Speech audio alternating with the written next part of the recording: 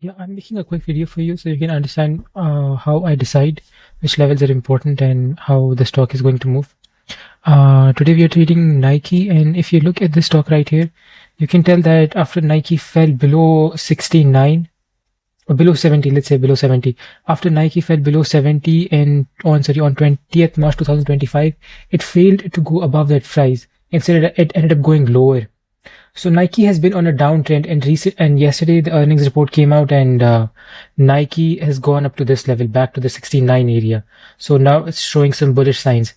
There are two things that can happen. Either the market continues this bullish rally, market is supportive of Nike, or the people are still not ready for the 69 price.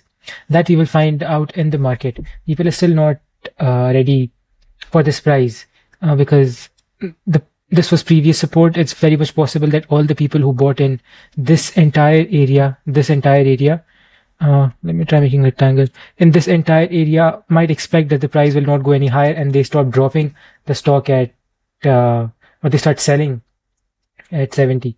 So even that is very much possible. Even the fact that stock will continue to rally is possible. Maybe it determines this level 69 level as the level that the threshold has been crossed. We are no more in the bearish zone and we can start buying now. People might view it in two ways. So that's why, and that is how I develop my plans. So I'll do one with you real quick. Of course, you must have got the idea that if you see bullish signs, buy the stock. If you see bullish signs at 69, buy the stock. If you see bearish signs at 69, sell the stock. You can buy the stock from 69, from this area 69 to this price, the area where it always bottoms out. This being we're targeting 71. So 69 to 71 is one move that when the market opens, you instantly buy from 69 and you sell it at 71. That is one move. Or you can either wait, or if you're scared, you think that maybe Nike might be bearish. Although Nike hasn't shown anything like that in the pre-market. In the pre-market, in the post-market, it rose up from 60 all the way to 69, and it's there. Like, people bought the stock a lot, not a lot, but people bought at 68. So 68 was being held. If the stock goes below 68 and we see some kind of resistance at 68, we can say that, okay, the stock is going to fall for today. It's not going to rise anymore because it has no reason to rise. So let's go back on the 1-day graph. I hope I'm recording. Let's see. Okay.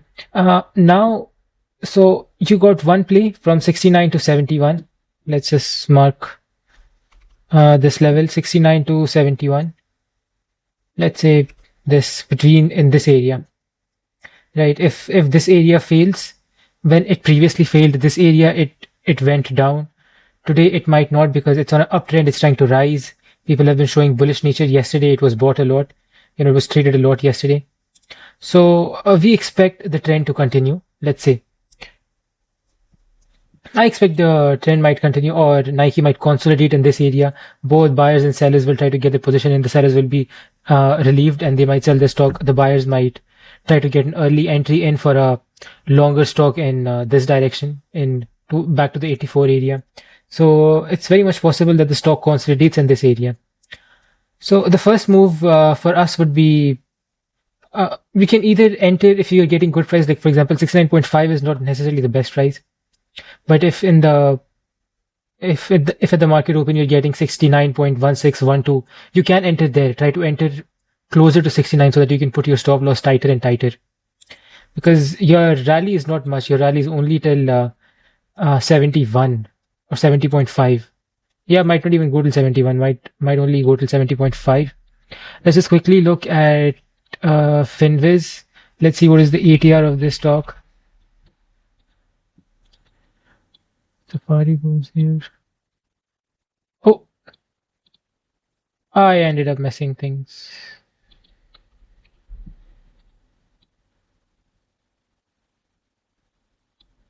Okay.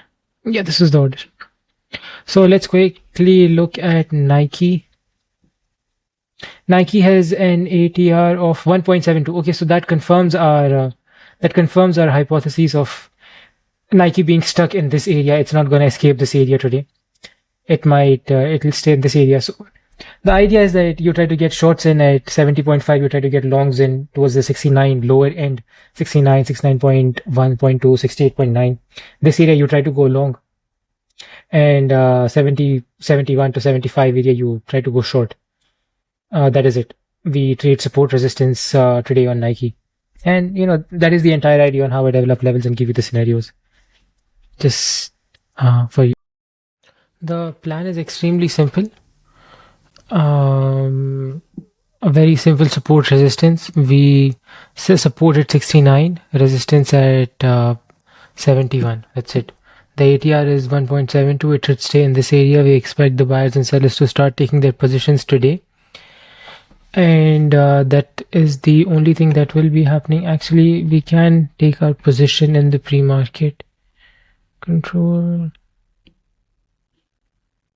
Yeah, I should have entered a little earlier.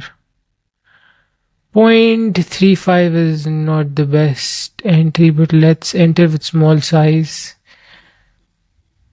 29, okay. And let's put a limit order at,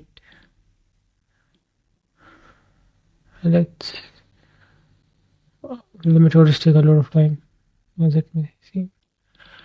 So these are our positions.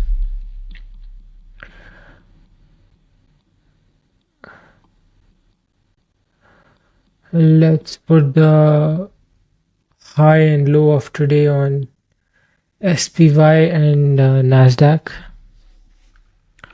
Let's look at, let me put my stop loss first. I mean, I would consider this a loss. Okay. Actually SPX.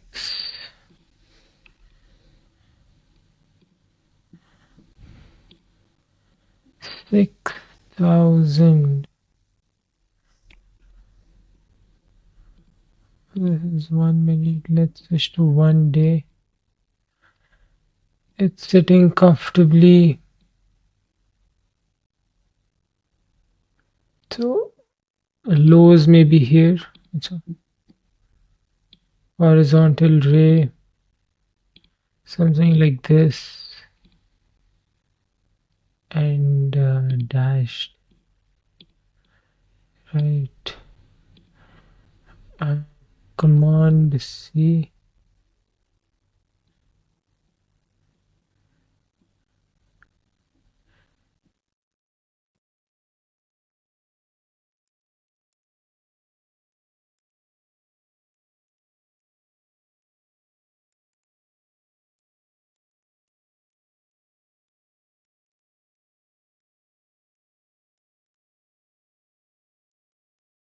Since we are trading at the highs, we can expect 6,200 is, I think,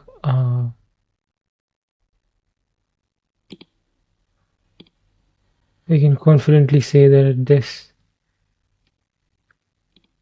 area a new high was made, so to speak. So if we go back to 1 minute, yeah, okay, if the stock, if SPY ends up moving towards that direction, a high was made. If it moves lower, a low is being made. Too crammed. Let's use some easier levels. Let's use 5 minute.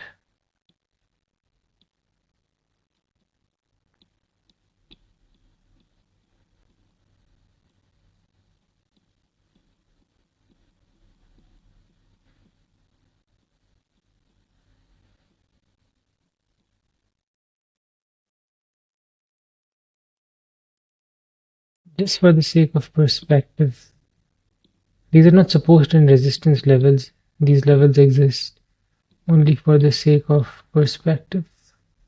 That where is it right now? Is it towards the highs or towards the lows?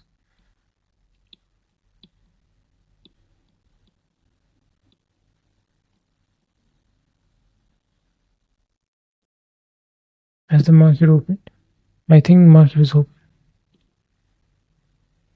Yeah, okay, the market is open. Let's go to Nike. 1 minute. I guess close this position if I didn't even know I made the money. I I guess we made sufficient money for today. That was the plan.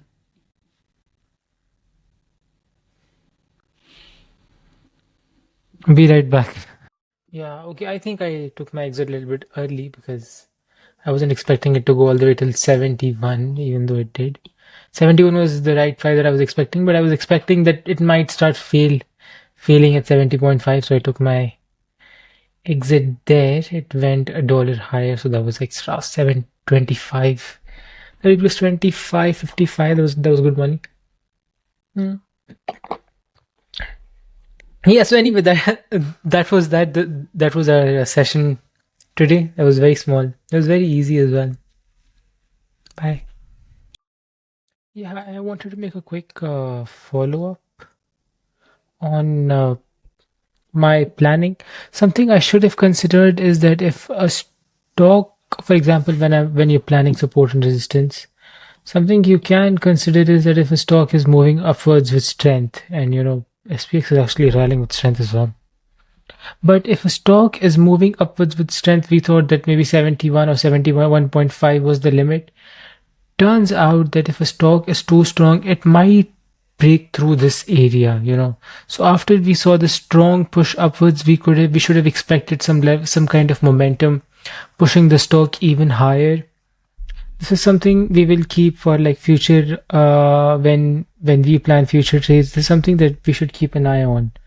That if a stock is pushing higher with a lot of momentum, it is possible. For example, if suppose the stock went cleanly, right, from 69 to 71.5. Suppose it went very choppy, it went 69.7, then dropped, then barely broke above this level. Then we could have expected that maybe 71 or 71.5 is the max. But it went here to here with extreme momentum. And that momentum needs to be respected. So something to keep in mind, something to keep an eye on when we make future trades or make future plans. Just a small review post trade.